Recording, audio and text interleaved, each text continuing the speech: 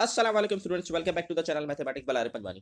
Second mathematics MCQs की series continue है। आज हम चैप्टर नंबर 4 के एमसीक्यूज को गो थ्रू करेंगे। सबसे पहले MCQ if y equal to 1 upon x then triple derivative 1। अब बेसिकली इसका ट्रिपल डेरिवेटिव निकालना है, उसके अंदर फिर 1 पुट करना है, तो फिर हमारे पास जो आंसर आएगा वो गो थ्रू करना है। तो सबसे पहले हम स्टार्ट करते हैं। तो हमारे पास सबसे पहले गिवन है y equal to 1 upon x। तो जब x ऊपर आ जाएगा हमारे पास, हम इसको रेसिड्यू कर देंगे तो इसकी पावर हो जाएगी नेगेटिव। अब इसका फर्स्ट डेरिवेटिव हमारे पास जो आएगा वो आएगा, first derivative will B minus x की पावर -2। ठीक है, सिंपल रूलर डेरिवेटिव के। सेकंड डेरिवेटिव इसका आ जाएगा हमारे पास 2x की power -3 and third derivative will B -6x की पावर -4। अब इसको पॉजिटिव करने के लिए मैं नीचे ले जाऊंगा। ठीक है, अब क्या पुट करना है, 1 पुट करना है। जब मैं x की जगह 1 पुट करूंगा तो 1 की पावर 4 1 ही होता है, तो आंसर क्या हो गया मेरे पास -6। तो इसका B part is the correct. ठीक है, नेक्स्ट मूव करते हैं आगे। What will be the nth derivative of 2e की पावर x। तो इसका आंसर सी है, 2e की पावर x, क्योंकि जब 2e की पावर x का आप डेरिवेटिव लेंगे तो एग्जैक्टली सेम ही रहता है, उसमें कोई चेंजेस नहीं आएंगी इसमें, क्योंकि इसकी जो पावर है, आप देखिए इसका डेरिवेटिव में लूंगा तो क्या होगा, 2 का डेरिवेटिव नहीं लेंगे, e की पावर x का डेरिवेटिव e की पावर x ही रहेगा। ठीक है, अगर मैं इसका सेकंड डेरिवेटिव लूँ तब भी यही चीज़ रहेगी, 2 एज इट इज आएगा, e की पावर x ही रहेगा, कुछ फर्क नहीं पड़ेगा क्योंकि x का डेरिवेटिव 1 होता है, तो इसीलिए इसका आंसर सी है। थर्ड हमारे पास है if x multiply by y is equal to k square then y second derivative. तो अब सिंपली क्या करना है, पहले x को वहाँ ले जाऊंगा, तो के स्क्वायर डिवाइडेड बाय x हो गया। x को ऊपर लेके आऊंगा तो ये हो जाएगा हमारे पास नेगेटिव में हो जाएगा, के स्क्वायर x की पावर -1 हो गया मेरे पास। ठीक है, अब इसका दो डेरिवेटिव निकालें। फर्स्ट डेरिवेटिव निकालेंगे तो हमारे पास क्या आ जाएगी, -x की पावर -2 के स्क्वायर। जब इसका सेकंड डेरिवेटिव फाइंड आउट करेंगे तो हमारे पास आ जाएगा 2x की पावर -3 के स्क्वायर। ठीक है, अब इसको पॉजिटिव करने के लिए नीचे ले जाऊंगा, x की पावर -3 को नीचे ले गया तो मेरे पास आंसर आ गया 2k² अपॉन x3। तो इसका पार्ट डी जो है इसका करेक्ट आंसर है। ये हो गया हमारा थर्ड वाला भी डन। फोर्थ पे मूव करते हैं। फोर्थ हमारे पास जो है 2 की पावर x। अच्छा, इसको सॉल्व करने के कई तरीके, लेकिन इसमें जो ऑप्शन है उसके हिसाब से हमें सॉल्व कुछ डिफरेंट तरीके से करना पड़ेगा। जब भी जिसके रिस्पेक्ट से डेरिवेटिव देते हैं, अगर वो पावर में आ जाए तो हम ln लगा के सॉल्व करते थे सिंपली, जो आप लोगों ने 3 के अंदर पढ़ा होगा। लेकिन इसका एक और मेथड भी है, क्योंकि ऑप्शन इस तरीके से गिवन है इसलिए उस मेथड से करना पड़ेगा। जिसके रिस्पेक्ट से डेरिवेटिव लेता है अगर वो पावर में हो तो उसको इस तरीके से लिखते हैं, 2 की जगह मैंने लिख दिया e, जो पावर थी वो एज रही, सही है, और इसके साथ लिख दिया ln, और जो बेस में था वो इसका एंगल बन गया, ये इसका वे है। ठीक है, e की पावर x ln, और जो बेस में था वो इसका एंगल बन गया। अब इसका डेरिवेटिव लेना है। देखिए इसका एज रहेगा, फिर यहाँ पर मुझे मल्टीप्लाई का फॉर्मूला अप्लाई करना पड़ेगा x ln 2 पे, नहीं मल्टीप्लाई का फॉर्मूला सॉरी अप्लाई नहीं करना पड़ेगा, क्योंकि ln 2 जो है यहाँ पर ऐसा कांस्टेंट हो गया ना, क्योंकि ln 2 क्या है हमारे पास, ln 2 बेसिकली आप कैलकुलेटर निकालेंगे इसकी कोई ना कोई वैल्यू निकलेगी, तो वो ऐसा कांस्टेंट ट्रीट होगा। तो x ln 2 का डेरिवेटिव में निकालूंगा तो क्या आ जाएगा मेरे पास, ln 2 ही आ जाएगा। ठीक है, हम क्या करते हैं, e को एज लिख देते हैं और उसकी पावर में जो था उसका डेरिवेटिव लेते हैं। ln 2 कांस्टेंट, उसका डेरिवेटिव ले लेंगे, x का डेरिवेटिव क्या होगा 1 होगा, तो वो लिखने की जरूरत होती नहीं। तो ये मेरे पास है। अब इसका थर्ड डेरिवेटिव निकालना है, ये फर्स्ट आ गई। ठीक है, ये फर्स्ट डेरिवेटिव आ गया, सेकंड डेरिवेटिव भी एग्जैक्टली ये रहेगा, x ln 2।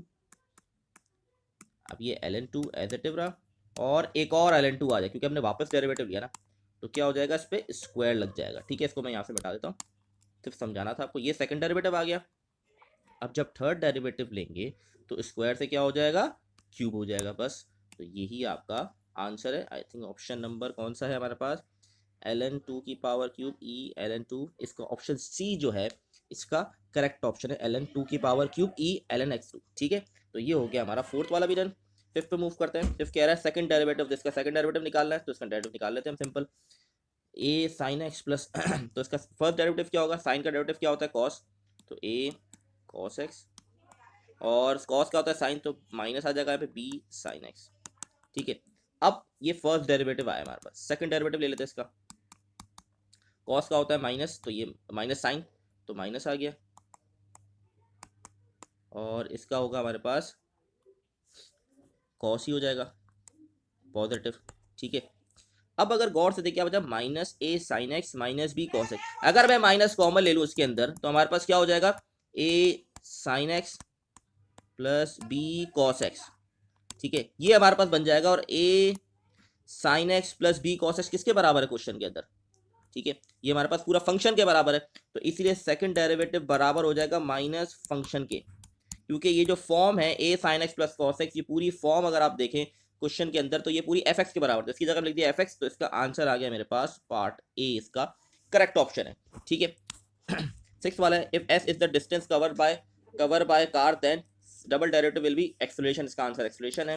सेवंथ वाला है इफ एक्स माइनस, अच्छा ये बेसिक सीरीज आपको याद, मैक्लैरेन सीरीज जो आपको याद रखनी पड़ेगी, साइन की कॉस की, ये कोई सीरीज है जो आपको याद रखना जरूरी है। तो इसका सेवंथ वाले का जो आंसर है वो ए, ये बेसिकली साइन की मैक्लैरेन सीरीज है। 8 पे मूव करते हैं। 8 वाले पे हमारे पे क्या करना है, सबसे पहले इनवर्स, अच्छा सेकंड डेरिवेटिव लेना है।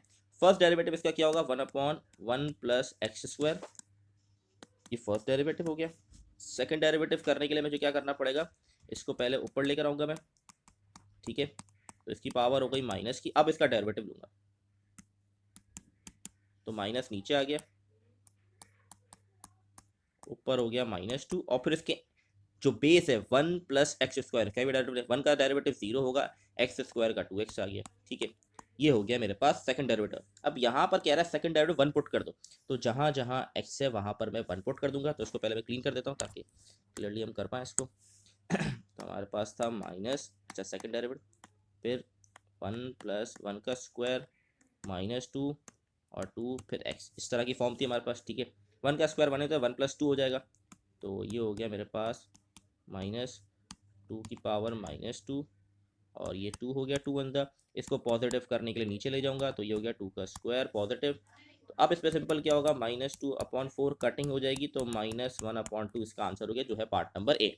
ठीक है, हाँ, तो नाइन्थ वाला हमारे पास है if function is said to be decreasing function if X is lesser than x2।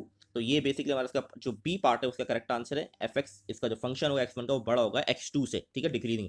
अगर इंक्रीजिंग कहता तो इसका ए पार्ट इसका करेक्ट होता। ठीक है, अगर इंक्रीजिंग की बात करता, याद रखिए डिक्रीजिंग है इसलिए function of x1 is bigger than function of 2। If function is F X such that F first derivative C is equal to then point, ये इसका आंसर हमारे पास क्रिटिकल पॉइंट है।